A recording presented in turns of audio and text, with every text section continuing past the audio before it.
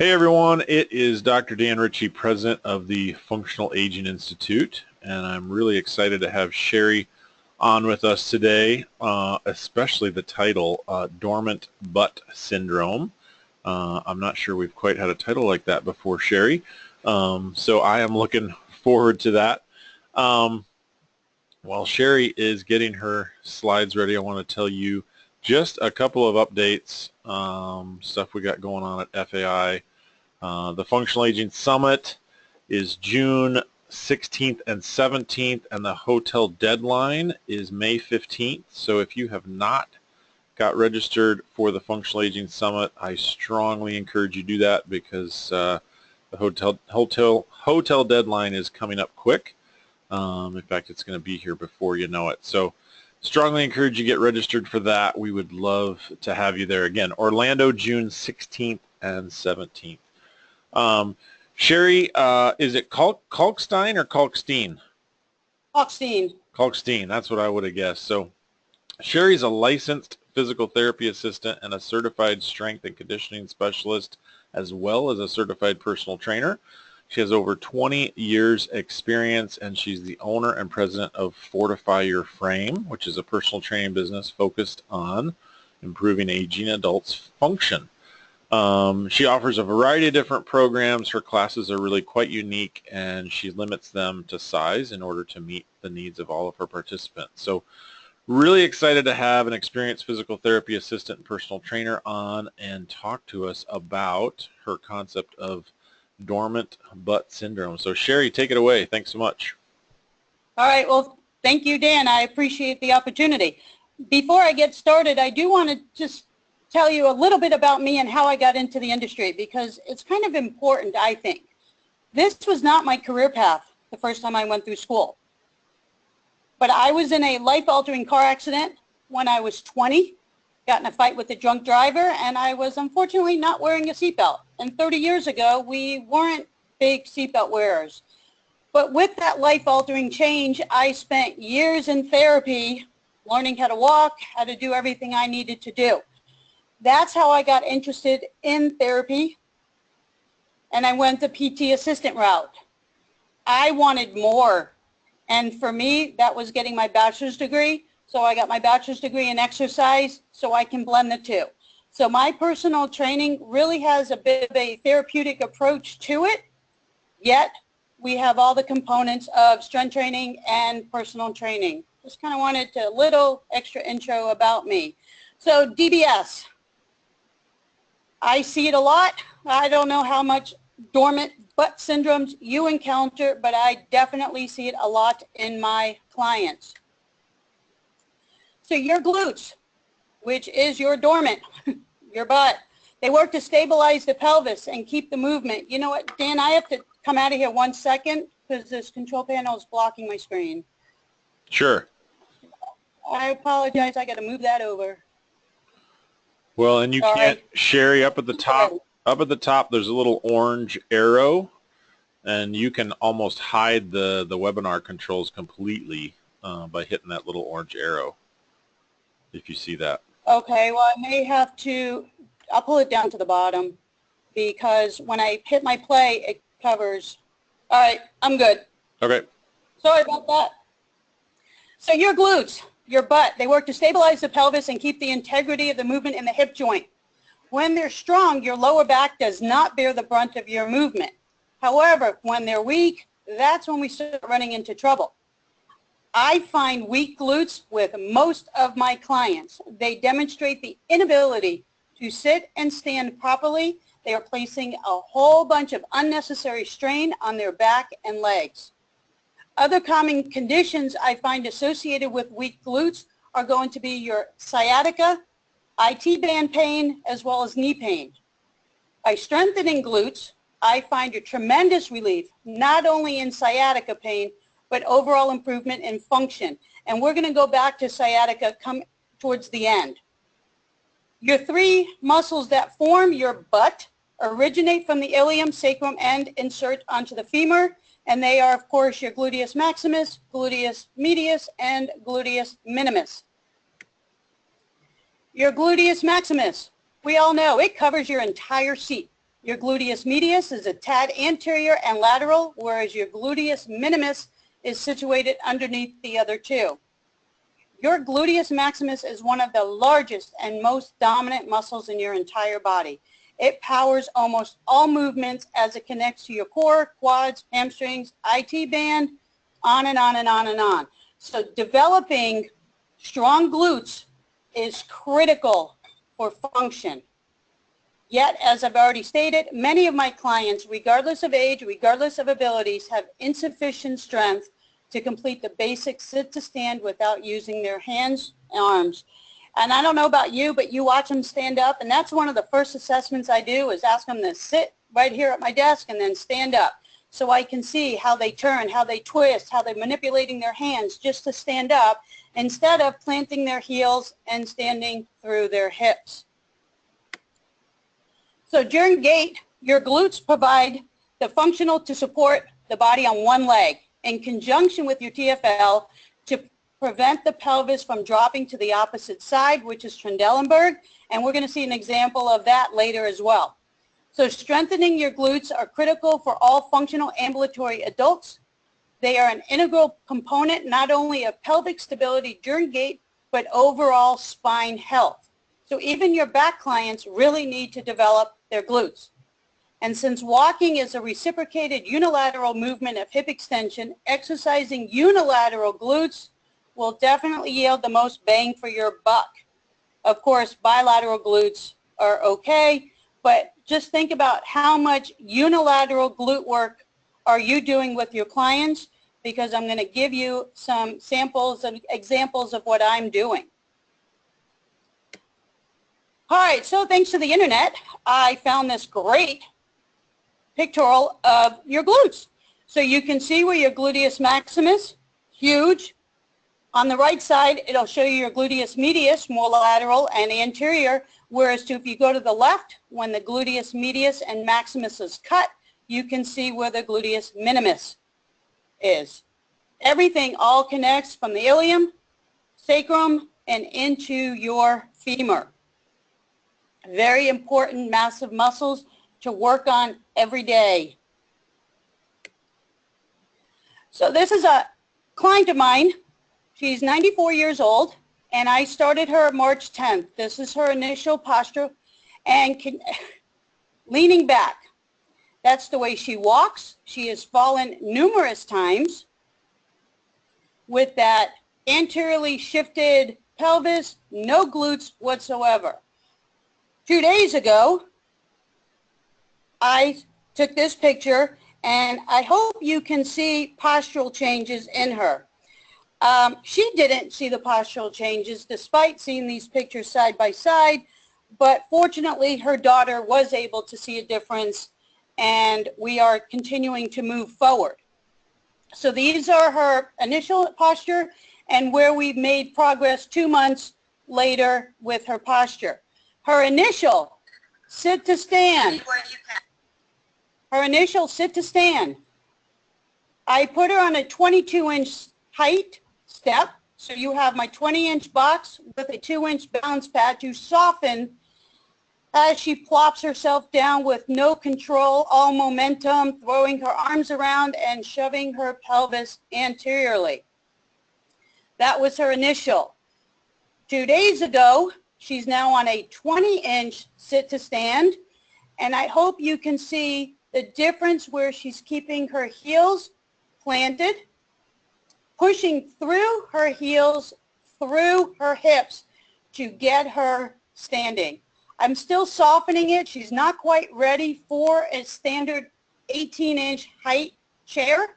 So at home, she was able to modify her chairs as well by putting a couch pillow, not a bed pillow, they're too soft, a couch pillow on her chairs, so this way she can get on up and down easier without plopping the way she is on her March 10th assessment. So how do you make improvements? I make improvements by starting with success. I will put the chair, her sitting surface, as high as I need to, so she can stand up where I can start teaching her how to do it properly, how to push through her heels, driving her heels to the floor to stand, as well as through her hips. I want her torso to stay in as neutral position as possible. Once she can do this successfully at this 24-inch height, which is a standard 18-inch chair, and then a 16-inch step, a 6-inch step on top of that to get to the 24 inches. I then add a weighted vest. Her hands are like this because I've already added dumbbells where I've made her body heavier by having her sit and stand holding dumbbells. So it's just a matter of strengthening the muscles where she is successfully standing, and then we will be able to lower the stance, lower the seat, so she can start getting to a more functional chair height for a more functional sit to stand without twisting, turning, pushing, pulling to stand up, and definitely without plopping and just falling to the sitting surface. So the seated squat is one of the best ways that I exercise the glutes in a safe environment. The emphasis is placed on technique, positioning, and of course function. The bottom line is many aging adults sit and stand several times a day. The most functional application is of course the toilet. My instructions is I want them to push their rear back. I'm asking them actually just to take their hips and bring it as far back as they can, as long as they're not arching their back. I want the weight shifted onto their heels as much as possible, not in front of their toes, and this is easily tested by asking them to wiggle their toes in a squatted position. Be sure the knees don't fall in. Especially for a beginner with weak glutes, this is common. So to counter that, I like to place a band around the knees to help encourage proper knee alignments. So here we have a gentleman. He's had 7 knee surgeries in the last 2.5 years. He's been discharged from physical therapy. He was walking with a walker with 0 level of function and no ability to return to work. He is right now on a 20-inch surface, but I have 8-pound vest, making it heavier and harder for him. He has progressed nicely to a 20-inch surface, and we are working on getting him lower and lower. The other variation here is sitting to stand with the band wrapped around the knees. This individual kept adducting and valgusing her knees, which is not good for the knee joints, but when they do that, it's really demonstrating weak lateral glutes. That gluteus medius has got to be fired up. So we have 2 different examples on how we can vary our sit to stands to maximize strength and function.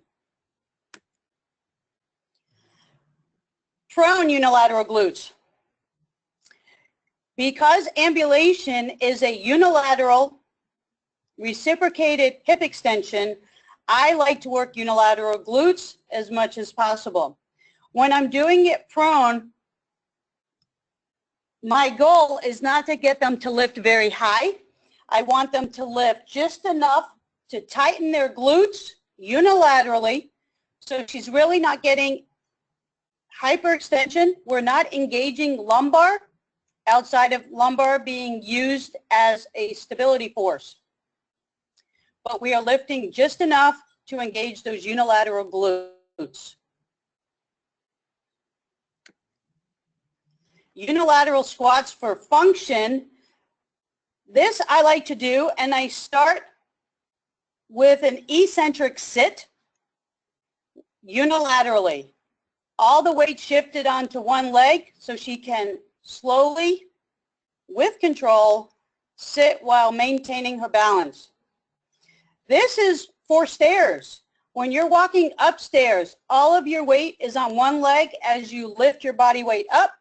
And for functional stair declining, going down, all of your weight's on one leg as you lower eccentrically your body to the next step. So I will get started with the eccentric first because it is easier before I progress to standing with one leg, which is much harder. So I have put a weight vest on her for her to do weighted eccentric sit unilaterally, but we have not yet progressed to standing with her. Even though she's very functional with stairs, we still need that unilateral strength. And I guess I should have said this before, but these are real clients. They are not models, so you may not see what you would consider perfect form and perfect technique because they are real people. And one of the things I did correct with her on this is her feet are way too close together. And I don't like when your feet touch because now your hips are in an adducted position instead of in a neutral position. So that is one of the things that we did fix with her to correct that alignment a little bit better.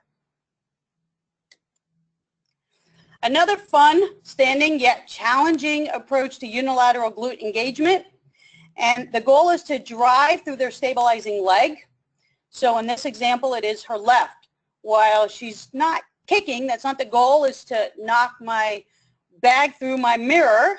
The goal is just for her to get her hip up so she can weight shift, unilaterally stand while she's stabilizing on that left. A lot of my clients have to get started with a chair on the contralateral side for added stability and, of course, safety. Safety always comes first.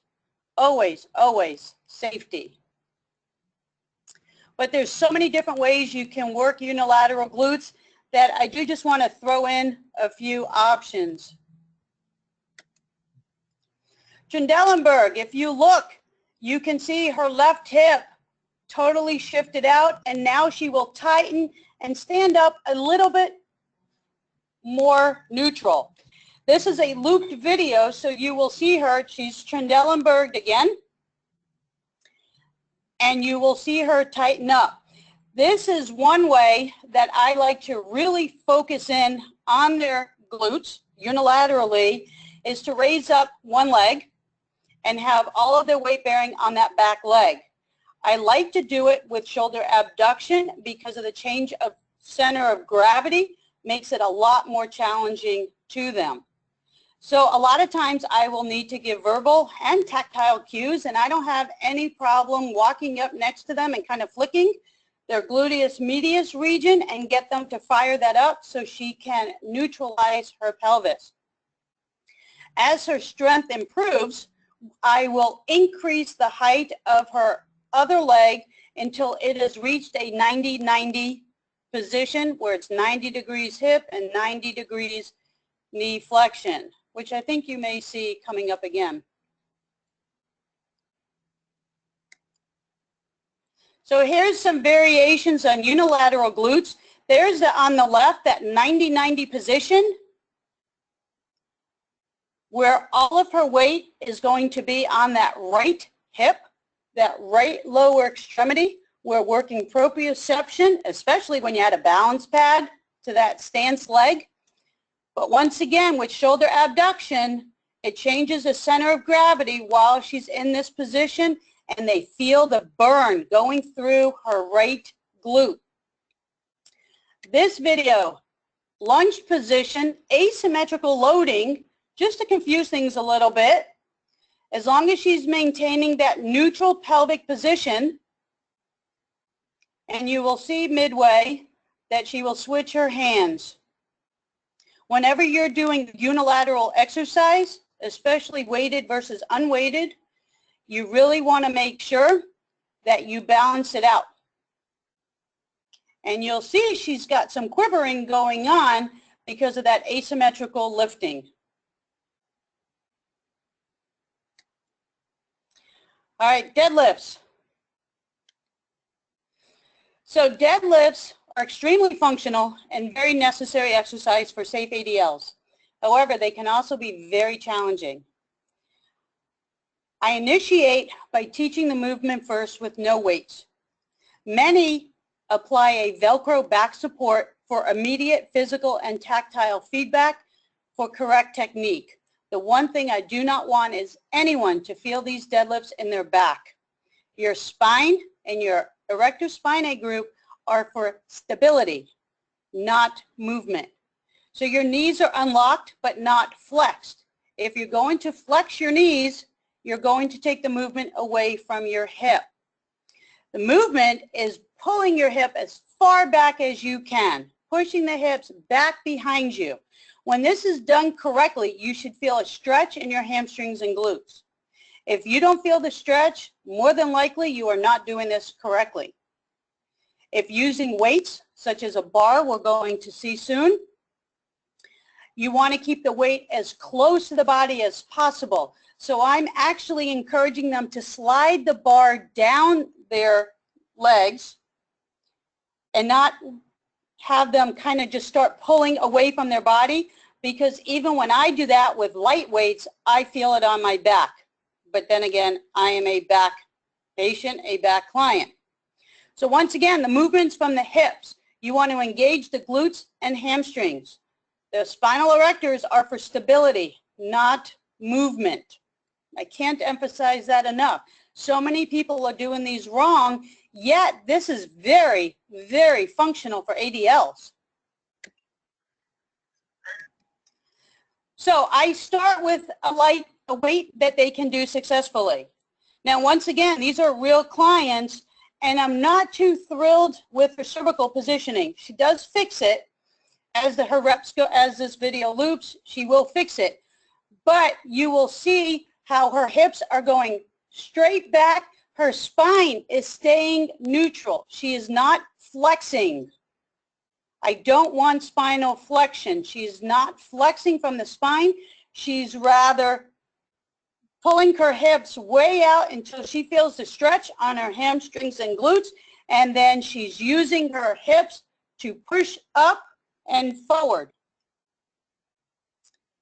So this will be a good stretch as well as a strengthening exercise, and then we can progress, just like everything else I do, to heavier bars. When I'm working with older adults, and most of my clients are over 80, I have several in their 90s, there's no ceiling. There's no limits to how much weight I will give them as long as they are progressing slowly and safely, except for one that has an elbow replacement, and the doctor was very specific, no weights. So we're not stressing her elbow out. At her age, she doesn't need another elbow surgery. Stretches. Whew. When it comes to stretching, I'm not a fan of them.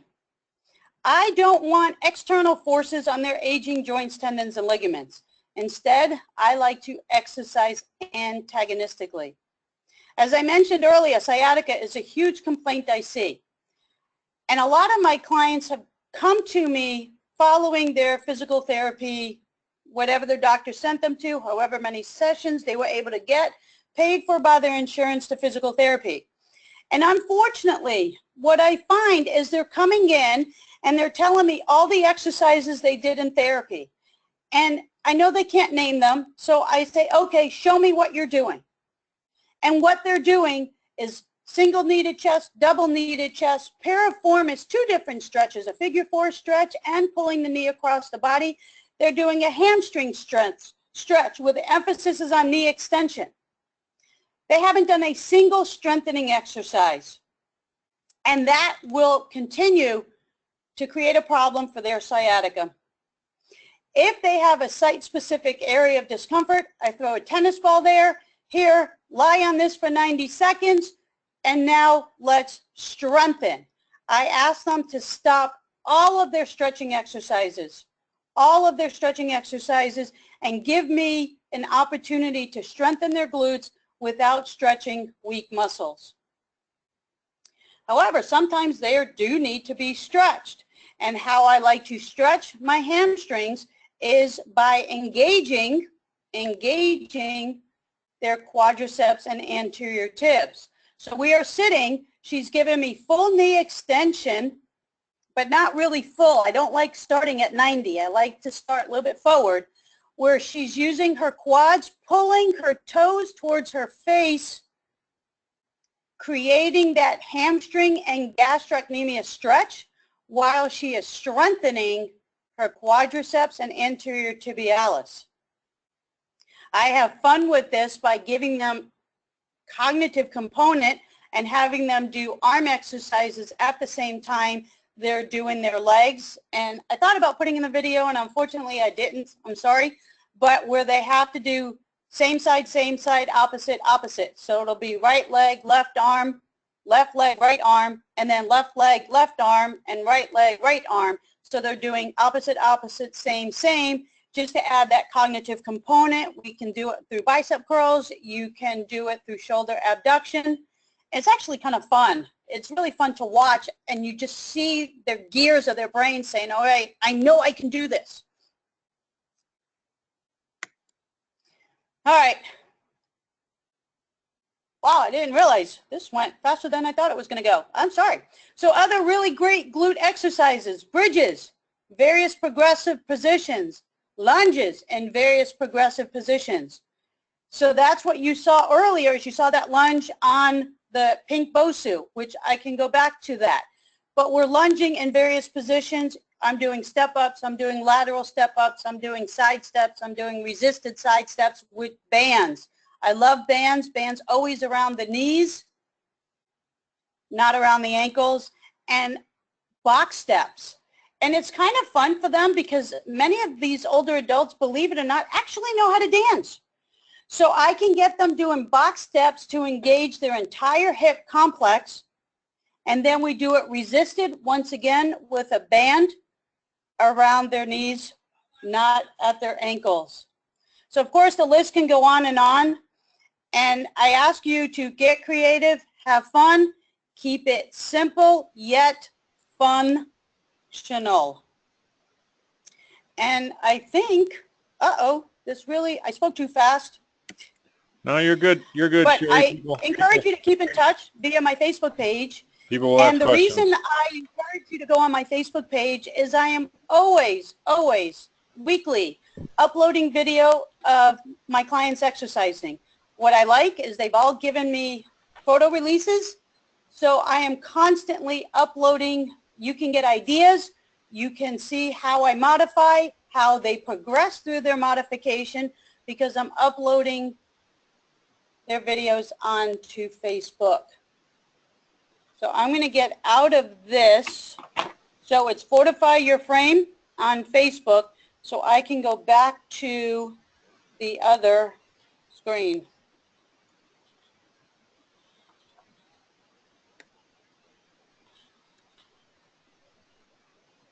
Okay, I have my sound back on, Dan. Okay, great. Are you still there? I am. Can you hear me okay? So, I can hear you, and you know what? When I went through this, I guess I spoke much slower than I did now. No, you did great, because that gives us 15 minutes for Q&A. So we've already got a couple questions have come in. Dina is asking, how do you cue people to stand better? How do I cue them? I am all a hands-on person. I am touching them all over. Of course, I ask for permission first.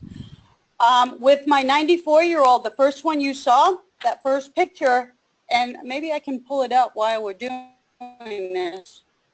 Pull up that screen. So in here, I actually put a ball behind her, and I wanted her to just get used to bringing her hips just maybe an inch or two under the ball. Just so she got used to. She had no concept. She looks herself in the mirror and she says, oh my God, I'm backwards. But she didn't know how to get her hips back. So I like to use a stability ball, and I have the stability ball up against the wall with a high stool. So if in fact she does, quote, fall, she's not going to fall to the floor. She's going to fall to a soft surface that's just much higher than the floor, which she hasn't fallen because of course she's holding my arms as well. But I like to encourage that. I take pictures and I'm showing them their pictures, and then I'm asking them, hey, what do you see in this picture? What do you think we need to change, and how do you think we can get there? So I'm involving them as much as me helping them. They have to do it through muscle memory, through proprioception, so this way they can follow up at home. Okay. I think in one of your next slides you show some of the bands. Dina asked a follow-up question. What kind of band is that, especially the black handle things? The black handle bands. Is that in the sit to stand? Is that this one? I think so. Yep. Yes. Yep. Okay, so I'm going to turn up the volume just for a second. These are spry bands, and I use figure eights for upper body, and I use these ring bands for my lower body. So these are just, they're spry. I like spry, even though other companies as well have it because they're color gradient, so I know what strength they're using based on the color that I've given them. When you sit. Yeah. All right. Since you have that. Okay. Volume back up. Yep. Can you hear me? Did that help? Yeah. So Julie Yes. asks, and I think it's kind of a follow-up to that video. Why? And you mentioned it. Why do you never use bands around the ankles? Well, if I used a band around the ankle for this particular exercise, it wouldn't do anything for strengthening of the hips. And when we're doing side steps or box steps, which I wonder if I still have it on there, that I actually do have box step on my desktop that maybe I will throw up. But if you put the band around the ankles, you tend to torque the knee. And because we're strengthening the hip joint, I want the resistance close to the hip joint, not torquing the knee by having it down low. And to be honest, even for athletes, I don't like putting the bands at their ankles when they're doing side steps. But I know that's the norm. I just don't like to do it. Okay. Okay. Very good. Other questions for Shari? We've got about 10 more minutes if you want to ask her other stuff. We've still got quite a few people on here live, Shari, so we'll see if we get a few more questions. You want me to pull up the box step? Are they interested in seeing the resisted box step? Yeah, that'd be great if you want to do that since we have just a few more minutes. I can do that, and I can do that, and then I'll have to turn off the volume again, but then I'll pull it right back up. Sure. Let me see if I can get this to open up. So while Shari's doing that, if you guys have any other questions, now is the time to fire away. So here I have a resisted box step where this way we're working the entire hip. So we're stepping forward, stepping out, stepping back, stepping side, and of course you do have to go in opposite directions. So the leg that they step back with, now they have to step to the side. I like for them to keep a normal width and not go really reaching wide, which is what she's doing. I would have preferred, which I did correct her on, of her taking smaller steps where she's really focusing on only engaging the hip muscles, not reaching, because she tends to be reaching through her pelvis. And, okay, volume's back up. I can hear you again, Dan. Okay, great. Can you hear me? Oh. All right, we've got quite a few questions rolling in now. Tom asks, do you ever use the person's own body mass to load a movement in planes other than the sagittal plane? Yes. In lunges, I do body weight, and I will do diagonals.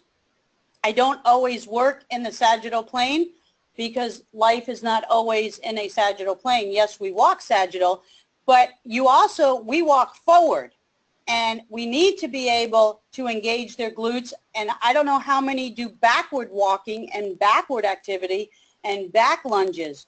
But while I didn't include those videos, I am doing a lot of backward walking and back lunges, but I also doing diagonal, and that's actually one of my fall prevention, is they need to be able to lunge out to the side quickly and change direction, because that's how I work on fall prevention with my older adults. Okay, great. Susie asking about the bands again. Good follow-up question. She says the bands tend to slide up when placed at the knee. My clients feel the resistance better when placed at the ankle. If it's not hurting their knees, would it still be safe to place at the ankles? I'm going to leave it up to you. That's your call. It's your client. They do roll up, and it depends, believe it or not, on the fabric that they're wearing. If they're wearing those silky poly not yoga pants, but tights, it will tend to roll up. On both of these ladies, it didn't roll at all because they're wearing more of a cotton. And then the handles will stick more to the cotton. If you want to put it at the ankles, like I said, that's up to you. I personally don't, but I really want you to pay attention to their knees. And if you see any valguses going on through that knee joint, you've got to stop, because you're ultimately doing more damage to the knee than you are in strengthening the hip, because the knee's taking the brunt of it. Okay. But that's just my opinion, and Jane, you have to do what you're comfortable with. Sure, sure. Dina just says, this is really, really great stuff. I can use all of this. Thanks so much. Thanks, Dina. Jane says, what about hamstring strengthening? How important is that with your program? Very important. And I do a lot of bridges. Okay.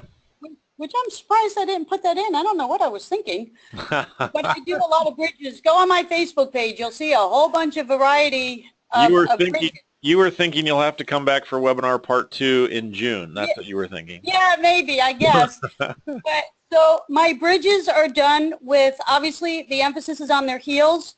They're in a dorsiflex position, and I'm having them pull back so they're engaging their hamstrings as well as their glutes. And I also do standing hamstring strengthening with either the band and or cuff weights, and we will do it prone. So I'm doing it in various different ways, but if you see my studio, which all these videos are done in my studio, I have no weight machines. Everything is done through body weights, bands, bars. There's no weight machines. So we just have to come up with a functional, creative way of working hamstrings. Sure, absolutely. Okay, a couple more questions coming in. Tom has another great question here. Do you also work on agility skills, things like enhancing picking their feet up, moving in multiple planes, and picking up their feet quickly? Jumping. They all jump. Some of my squats, they're jumping up out of the chair and then landing. So once again, agility training is part of my fall prevention. So maybe I need to do a fall prevention coming up, because all these questions are actually part of my fall prevention, because that preventing a fall, you have to be able to react and you have to be able to move quickly. So my agility training is part of that. So yes, everybody gets agility training. We jump, we move fast, and that's with the side lunges, that's with the changes of the center of gravity, the shifting of weight is all done as part of my fall prevention. Okay, awesome. Well, yeah, we'll definitely have to have you on for more stuff. The questions keep rolling in. Quick follow-up on the jumping. Shelly's asking, jumping even if their knees are bad? That will be an individual basis. I have not had an issue with knees, and I started jumping several years ago when I saw it on the National Osteoporosis Foundation website for bone stimulating weight bearing through the hip, and I have not had an issue with knees. If you have an issue with knees, then obviously don't do it.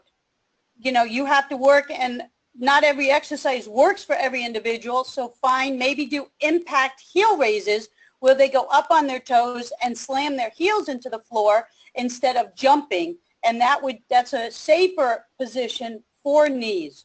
And as long as we're talking about jumping, I do have to please warn you, if you are going to start jumping, especially with your aging women, please give them the opportunity to void first, because unfortunately, it's a fact of life. They will jump, they will leak. Yeah, that's a great... Give them the opportunity to void, and a matter of fact, they know, they void, they protect. Everything they need is in my bathroom. I don't ask questions. I just say an announcement at the beginning of class, we're jumping today. That is a great tip, and honestly, I think it's a very fair understanding of what the client has to deal with to do some of those things. So to not be understanding of that is to simply not understand what what is part of facts of life for some of the older clients. So Yep. especially more so women, but I think even men over 75 could have issues there as well. So bunch more great questions here. I'm going to keep firing away. I want to honor your time and everybody else's, so we'll try to wrap up here in 5 minutes. Susie asks, do you ever use weights when you're doing those bridges, or do you simply do single leg bridges as an alternative to using added weight? No, I don't have a problem adding weight where I can put it across their lower abdominal region, across their pelvic area, and they can lunge with weights.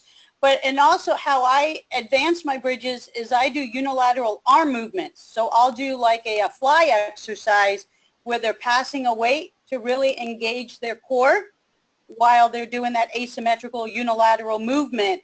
I'm pretty particular about how I do my unilateral glutes, and that, well, I guess will have to be part 2, because most people, the way I do it is not the way most people do it, but then I like to keep the pelvis as level as possible, which means I need the knees to maintain a level position. Okay.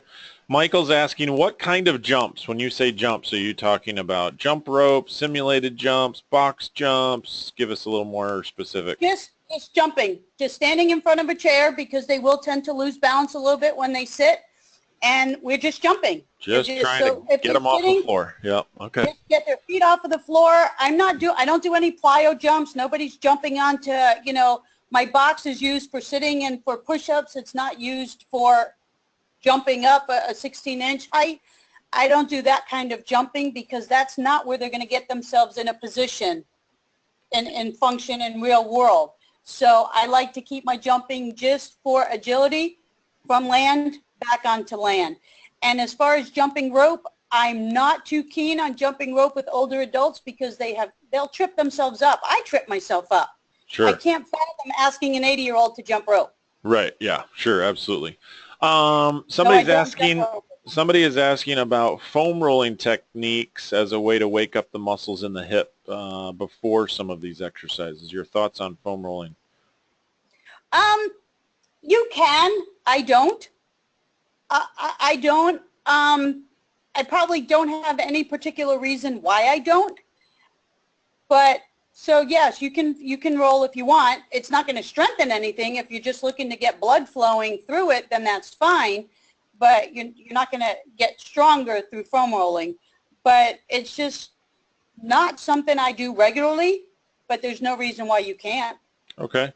Marcia is just saying great ideas, and she's wondering if she could get your slides emailed to us. Is that something you want to provide? We are providing the recording for folks.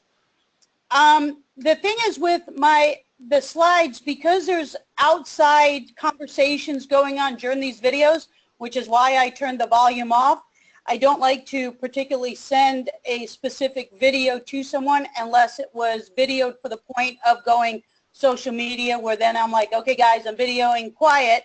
But all of these videos, some are in a class environment and they're talking to each other, and Sure. So I don't like to actually share these particular videos. No problem. Totally understand. Definitely. And she can go on Facebook. There's a whole bunch of videos on Facebook.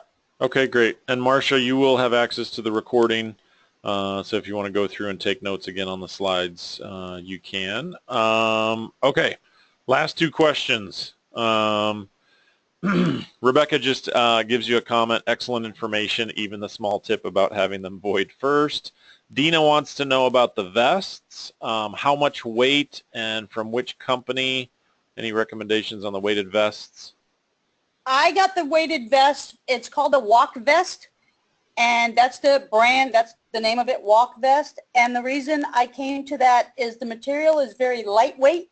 It was actually the one that was promoted on the National Osteoporosis Foundation many years ago, and it's very comfortable. It comes with 4 pounds of weight, and then you can buy extra weight, but you really don't have to. If you have adjustable cuff weights, I just throw those iron bars, whatever they are, into the vest to make the vest heavier.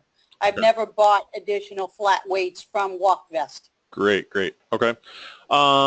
Jane is asking if you use gliders for activating the glute medius, you know, when doing lunges and other different movements with your... Funny, I just actually bought a set of gliders at Idea PTI a couple of months ago, and the first person I did it with fell on their butt because they were kind of doing this, they couldn't control the movement, and it was a very interesting, almost split. I haven't gotten my heart settled down to try that again. So I am not using sliders right now. I do have.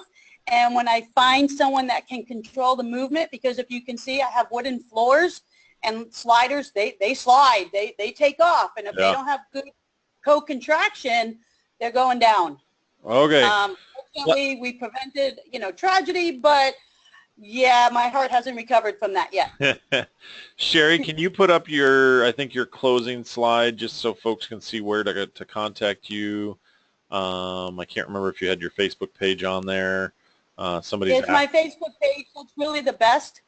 Yeah. And this is what our current Facebook page looks like. The profile picture. So fortify your frame. I think if you hop on Facebook, you type in fortify your frame, you will find it. Some folks were asking again how they find your Facebook page so they can check out some of your other videos. So, well, Shari, thanks so much. This has been great. I want to thank all of our attendees. We had over 50 people on live today, which is fantastic for a Thursday afternoon, and they were quite inquisitive, more so than usual, I would say, Shari. They had a lot of questions for you, so I'm sure some of them would love to have you come back and do part 2 on some of your other fall prevention and balance drills and other topics besides just the dormant butt, which we focused on today. But thanks so much for doing this, Shari, and for all you're doing to improve the industry and to train older clients. Well, thank you. I appreciate the opportunity. And if anybody does go on my Facebook, I'd like for them to tell me that they were here. So this way, I just kind of know. They don't have to. But and they always can ask questions. If they ask a question on Facebook, I will video somebody answering that question, and then I'll throw it back on Facebook. So this way, it'll go both ways. And then I can answer their question with a client doing their question. Yeah, that's awesome. Always good to see a live example of the question you have. Well, again, Shari, thanks so much for your content today and for sharing your time with us. Thank you. I appreciate it. All right. Have Bye-bye. a good afternoon. Bye-bye, everyone.